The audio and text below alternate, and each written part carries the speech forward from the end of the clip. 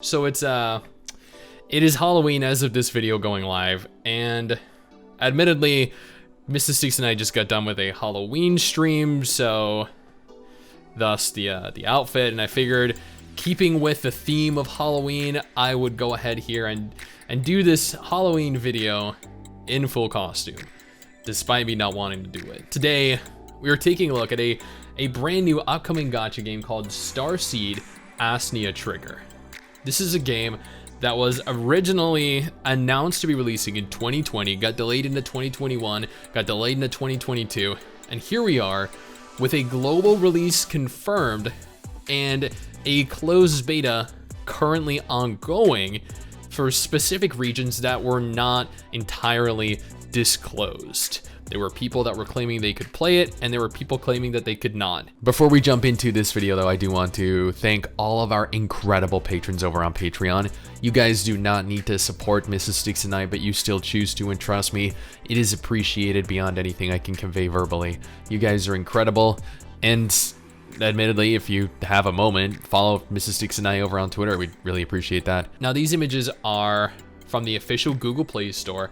I want to take a moment here and briefly go through them so we could kind of get a gauge of the characters, the character models, the waifus that are going to be present. It looks like the characters are actually androids, which is very interesting. And now that I think about it, these are female robot.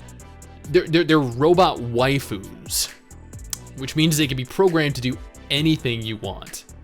So in retrospect, I know exactly what a lot of you are going to be doing with them. Now, the waifus themselves look... So this game, actually, it looks like it's from a top-down isometric perspective, which is interesting because I've heard people claiming that this game shares very strong similarities to Blue Archive. Now, there were two trailers released for this game. One over on Facebook, this was uploaded just less than a week ago, and one over on MMO Culture, that was uploaded in November 2021. We're gonna go ahead here and look at the Facebook video first because it's the most recent one that shows the game in its current, So I feel this might be a little more difficult to get on than I had first anticipated, but apparently I can do it. So that's okay. We're gonna, so yeah, it looks like, so you can field 5 waifus. It looks like they automatically attack, and you probably click your abilities.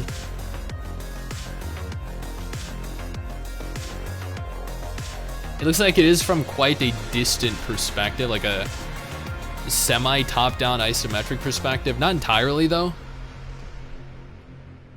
Okay, it's actually, oh, so it's only on Android currently. It looks like this beta test does not support iOS. Now, the article over on MMO Culture goes on to state that it was announced back in 2020.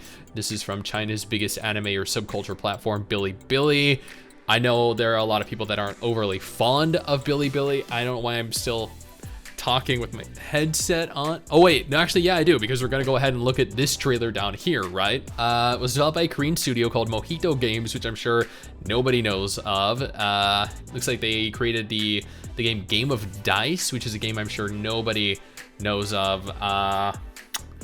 So it says players nurture female characters. They nurture them. They nurture them. That's very interesting. Now, as weirdly as that is phrased, we're gonna go ahead and take a look at the teaser trailer on MMO Culture because I'm curious how this looked, you know, about a year ago. So.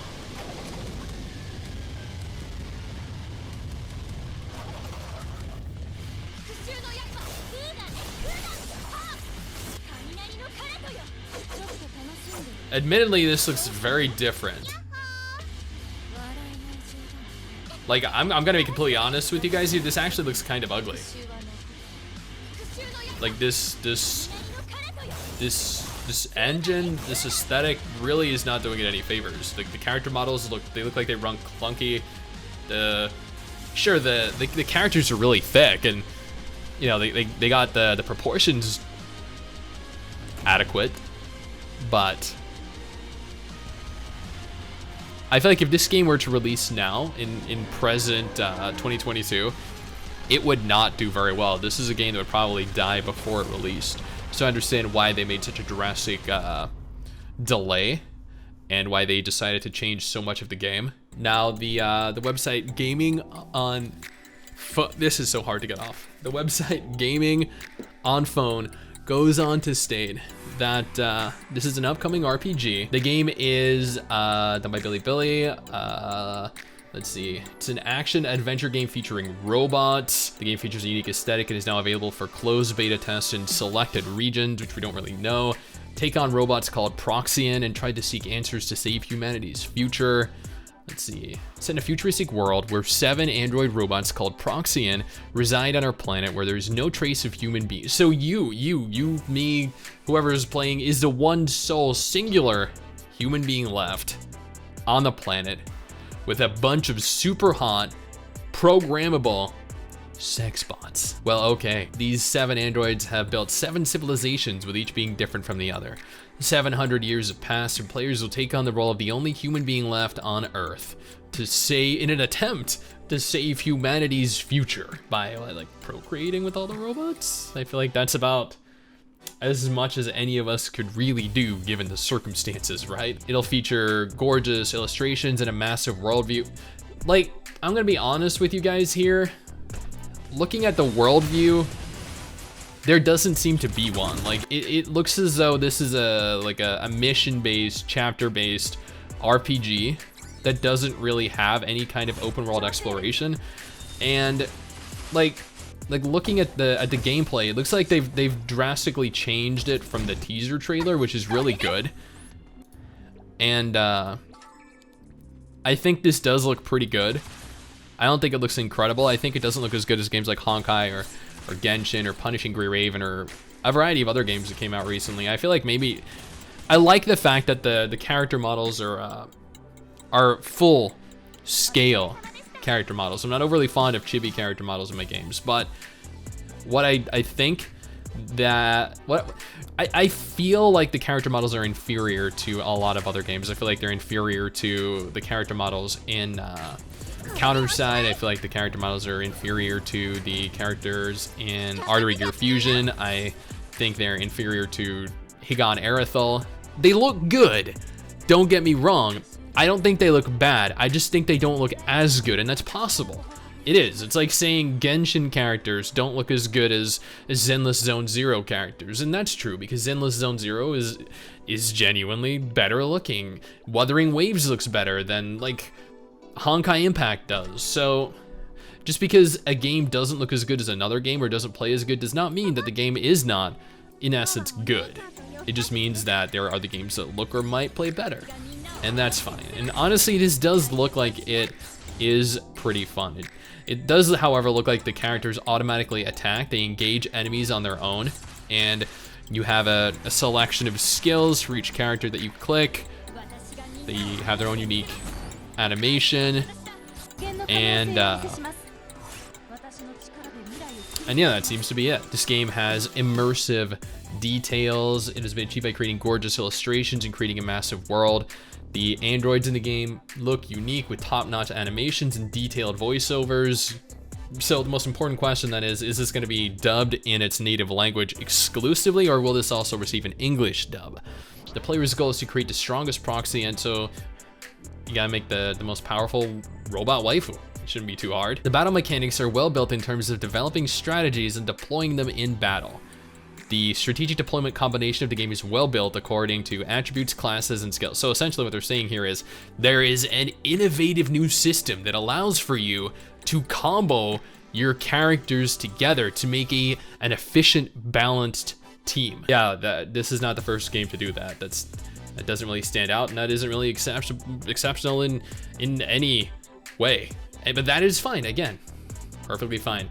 Now, global closed beta will be happening in the future. There is a closed beta that is going on right now.